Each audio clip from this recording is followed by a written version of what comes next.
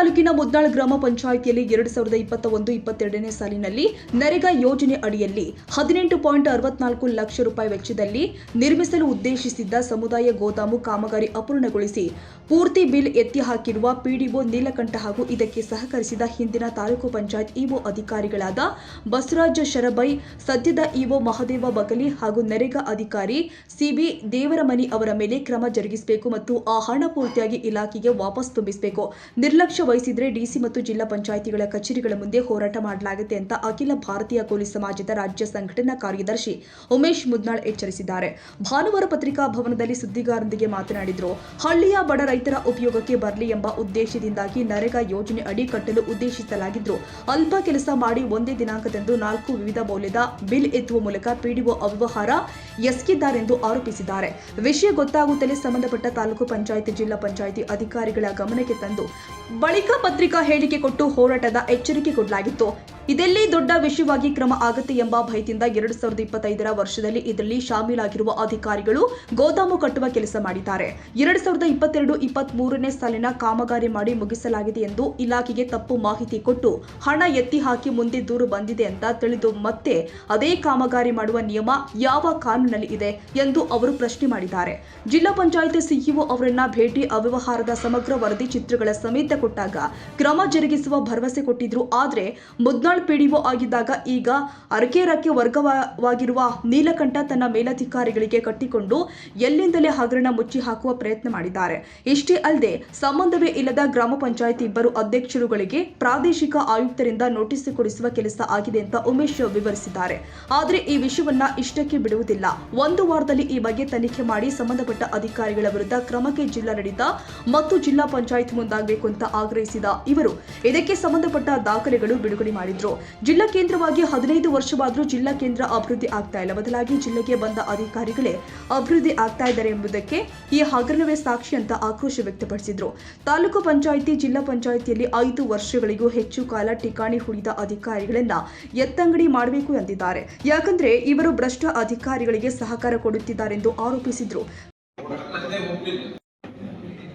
ಹಣವನ್ನು ಗ್ರಾಮೀಣ ಭಾಗದಲ್ಲಿ ಬಂದಿರತಕ್ಕಂಥ ಗ್ರಾಮ ಪಂಚಾಯತಿ ಬಂದಿರತಕ್ಕಂಥ ಸದ್ಬಳಕೆ ಮಾಡದೆ ಕೆಲಸ ಮಾಡೋದನ್ನ ಸ್ಟೇಟ್ಮೆಂಟ್ ಕೊಟ್ಟ ಮೇಲೆ ಗೊತ್ತಾದ್ಮೇಲೆ 2 ವರ್ಷ ಮೊದಲೇ ಪೇಮೆಂಟ್ ಆಗಿದೆ. ದಾಖಲೆ ಸಮೇತ ನಾನು ಬಿಡುಗಡೆ ಮಾಡ್ತಿದ್ದೆ. ಆಲ್ರೆಡಿ ಇಂದೋ ಪತ್ರಿಕೆ ಟಿವಿ ಸುದ್ದಿಗಳು ಅದು ಕೂಡ ನಾನು ಜಿಪಿಎಸ್ ಬಿಡೋದಾದ ಒಬ್ಬ ಅಧಿಕಾರಿ ತಪ್ಪು ಮಾಡಿದ್ರೆ ತಾಲೂಕು ಪಂಚಾಯತಿ ಆಗಲಿ ಜಿಲ್ಲಾ ಪಂಚಾಯತಿ ಆಗಲಿ ಯಾರು ಕೂಡ ಅವ್ರ ಕ್ರಮ ಕೈಗೊಳ್ಳಬೇಕು. ಯಾರು ಕ್ರಮ ಕೈಗೊಳ್ಳಿಲ್ಲ, ಅವರು ಇವನ್ ಜೊತೆಗೆ ಶಾಮೀಲಾಗ. ನಾನು ಮಾಡಿದ್ದು ಒಂದೇ ಇವತ್ತು ದಾಖಲೆ ಪ್ರೊಡ್ಯೂಸ್ ಮಾಡ್ತಿದ್ವಿ. ಇಂಥವು ಇನ್ನೇ ಹೆಚ್ಚಾಗಿರ್ಬೇಕಿಲ್ಲ. ಉದಾಹರಣೆ 21-22ನೇ ಸಾಲಿನಲ್ಲಿ ಮುಸ್ನಾಳದಲ್ಲಿ ಸುಮಾರು 19 ಲಕ್ಷದಲ್ಲಿ ರೈತರ ಸಲಗಾಗಿ ಗೋದಾಮು. ಅಲ್ಲಿ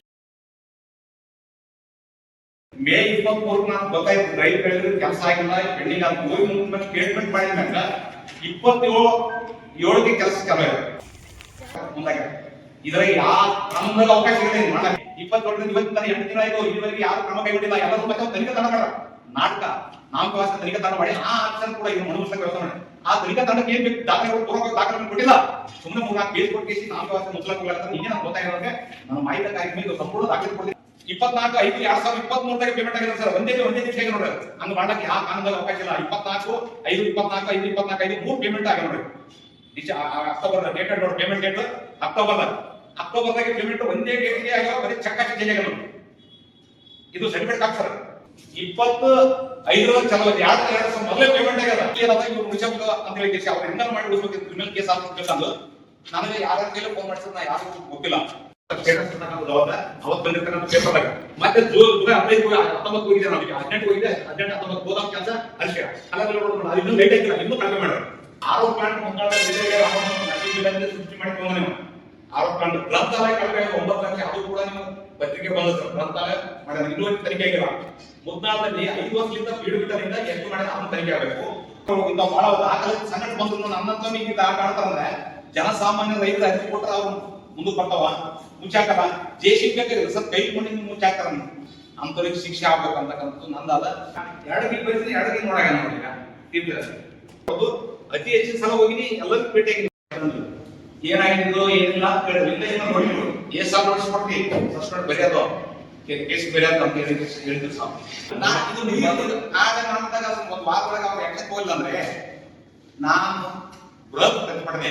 ಜಿಲ್ಲಾಡಳಿತಕ್ಕಂತ ಅಧಿಕಾರಿಗಳನ್ನೇ ಚಳಿ ಬಿಸಿಲು ಹೊರಗಿಳಿಸಿ ಅವ್ರನ್ನ ಈ ಶಾಖೆ ಹೊರಗೆ ಬರ್ಬೇಕು. ಇವ್ರು ಯಾಕೆ ಬೇಕ್ರಿ? ಯಾಕೆ ಸರ್ಕಾರ ಮಾಡಿ ಸರ್ಕಾರ ಮಾಡಿಸು ಸರ್ಕಾರ ಬಿದ್ದರೆ ಸರ್ಕಾರದವರ ಈ ಭಗವಂತ ಏನ್ ಮಾಡಾಕತ್ತೀರಿ? ಸುದ್ದಿಗೋಷ್ಠಿಯಲ್ಲಿ ರವಿ, ಪ್ರಭು, ರಾಜಪ್ಪ, ಭೀಮಾಶಂಕರ್, ನಾಗಪ್ಪ, ಮಲ್ಲೇಶಿ, ಶಿವು, ಪವನ ಸಿರಿ ಮತ್ತಿತರರು ಹಾಜರಿದ್ದರು. ಈ ವಿಡಿಯೋ ನಿಮಗೆ ಇಷ್ಟವಾದರೆ ಲೈಕ್ ಮಾಡಿ. ಇನ್ನಷ್ಟು ಹೀಗೆ ಆಸಕ್ತಿದಾಯಕ ವಿಡಿಯೋಗಳನ್ನು ಪಡೆಯಲು ನಮ್ಮ NTV ನ್ಯೂಸ್ ಚಾನೆಲ್ ಅನ್ನು ಸಬ್ಸ್ಕ್ರೈಬ್ ಮಾಡಿ. ಪಕ್ಕದಲ್ಲಿ ಇರುವ ಬೆಲ್ ಐಕಾನ್ ಅನ್ನು ಒತ್ತಿ. ನಿಮ್ಮ ಬೆಂಬಲವೇ ನಮಗೆ ಸ್ಫೂರ್ತಿ.